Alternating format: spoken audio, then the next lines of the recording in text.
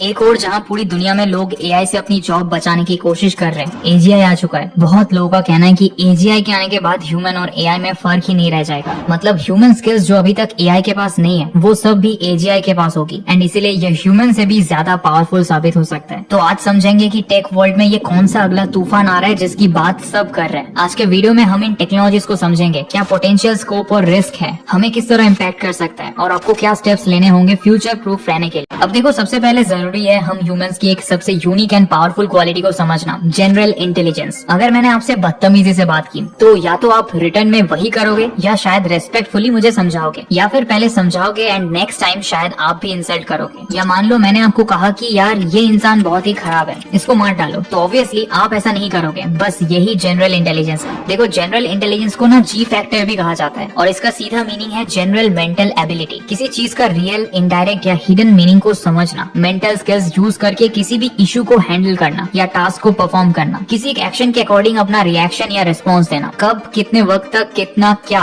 Everything ये आप general intelligence की मदद से कर पाते हैं। जनरल इंटेलिजेंस आपके जेनेटिक इंटेलिजेंस और अपने एनवायरमेंट की वजह से डेवलप हुए एबिलिटीज दोनों का मिक्स होता है। अब जनरल इंटेलिजेंस तो हम सबके पास होता है। व्हाट इफ मैं कहूँ कि ये जनरल इंटेलिजेंस मशीन्स के पास भी आ जाए? बस इसी को कहते हैं एजीआई, यानी आर्टिफिशियल जनरल इंटेलिजेंस। अब सोचो, जहाँ ऑलरेडी एआई की कंप्यूटिंग स्किल्स बढ़िया है, क्रिएटिविटी है, स्पीड, डेटा, सब कुछ बहुत है, ऊपर से अगर ये मशीन जनरल इंटेलिजेंस स्किल को भी अच्छे से डेवलप कर लेती है, फिर तो बहुत चैलेंजेस खड़े हो सकते हैं। पर अब बात आती है कि अपने फ्यूचर एंड करियर को सेफ बनाने के लिए इस एआई के दौर में हम कर क्या सकते हैं। Start everyday use of AI. इसके दो बेनिफिट्स हैं। एक कि आप टाइम सेव करके एंड स्किल्स डेवलप करने में, लर्निंग में अपना टाइम यूज कर सकते हो। आप कुछ सॉफ्ट स्किल्स पॉलिश कर सकते हो, स्ट्रेटेजी एंड क्रिएटिविटी पर वर्क कर सकते हो। दूसरा बेनिफिट यह है कि आप अलग अलग तरह के एआई टूल्स के साथ कंफर्टेबल हो जाओगे। ये आपको जॉब या इंटर्नशिप में भी काम आएगा। प्लस आप दूसरों से ज्यादा स्मार्ट वर्क कर पाओगे। एआई टूल्स को जितना यूज करोगे एंड प्रैक्टिस करोगे, उतना ही आप फुल्ली कैपेसिटी में यूज कर पाओगे। बेसिक टास्क से ज्यादा यूज कर पाओगे। आप सारे टूल्स है दोस्तों, आप जिस भी काम के लिए बोलो। आज ऐसे एआई एप्स भी आ गए हैं जो आपको एड, क्रिएटिव्स, रील्स सब बना कर दे देते हैं। सबटाइटल्स, अलग अलग आवाजों में वॉइस ओवर, किसी भी तरह के डिस्क्रिप्शन के लिए इमेजेस या आइडियाज, बहुत सारे टूल्स हैं। इन्हें यूज करना सीखो। अपने दिन भर के डेली टास्क में कहाँ कौन सा एआई टूल यूज कर सकते हो, थोड़ा एक्सप्लोर करो। एआई से अपना काम करा के उसके ऊपर देन आप आपकी स्किल एंड क्रिएटिविटी यूज करो, तभी आप ह्यूमन एंड आर्टिफिशियल इंटेलिजेंस का स्ट्रॉन्ग मिक्सचर बना पाओगे। Understanding the limits of AI. हम हमेशा बात करते हैं एआई के पोटेंशियल की, कि यार कितना क्रेजी पॉसिबिलिटीज है एआई के पावर की,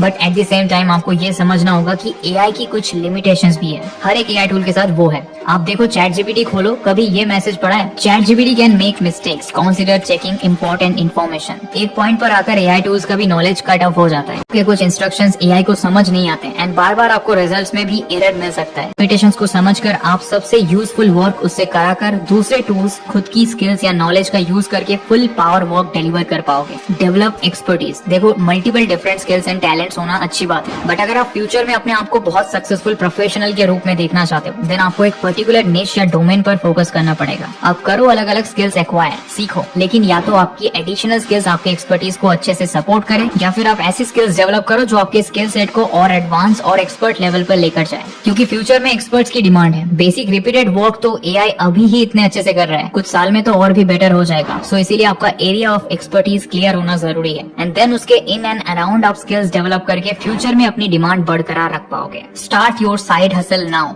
टेक इंडस्ट्री के क्रेजी लेऑफ्स, कोविड-19 का पूरी दुनिया पर गहरा इफेक्ट, मार्केट कंडीशंस और साथ ही टेक्नोलॉजी की क्रेजी फ्यूचर पॉसिबिलिटीज, इन सबको आप कंसीडर करो। इंग्लिश में एक सेइंग है, don't put all your eggs in one basket, क्योंकि अगर वो बास्केट गिरा तो आपके पास कुछ नहीं बचेगा। इसीलिए मैं हमेशा आपको पुश करता हूँ, एक साइड इनकम सोर्स तैयार करना शुरू करो। इसमें भी अगर आप डिजिटल इनकम स्किल्स डेवलप करोगे तो सबसे बेस्ट है। नेगेटिव थिंकिंग एंड एडेप्टेबिलिटी में यही डिफरेंस है। नेगेटिव थिंकिंग बोलेगी कि अगर मेरी जॉब चली गई तो, अगर मुझे जॉब ना मिली तो, एंड एडेप्टेबिलिटी बोलती है कि अगर कल मेरी किसी रीजन से जॉब चली जाती है, मेरे पास क्या ऑप्शंस है, मनी मैं कैसे मैनेज करूंगा, सरवाइव करने एंड दूसरे अपॉर्चुनिटीज ढूंढने के लिए मेरे पास क्या फाइनेंशियल रिसोर्सेस है। एंड इसी एडेप्टेबिलिटी को डेवलप करके आप ऑल्टरनेट इनकम सोर्स रेडी करते हो। जॉब छूटने के बाद स्किल सीखने और वर्क ढूंढने के पैसे एंड टाइम दोनों नहीं मिल पाएगा। सो ये सही टाइम पर करके आप अपने आप को बहुत बड़े फाइनेंशियल बर्डन से बचा पाओगे। सो दोस्तों, अगर टेक वर्ल्ड में करंट चैलेंजेस एंड आने वाले चैलेंजेस जैसे AI, ML, AGI, lay off, skill gap, इन सब से आप अपने आप को दूर करके एंड हाई पेड जॉब्स के लिए थोड़ा रिसर्च करो